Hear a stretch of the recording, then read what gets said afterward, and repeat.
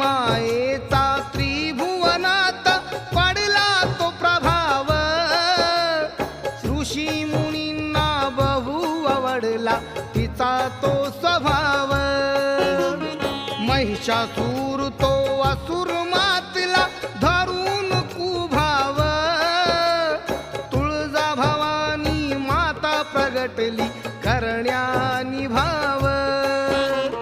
Cooker दैत्यानी या भूलोकी रणकंदन केले, या जगताचा राजा व्हावा त्याच्या मनी आले.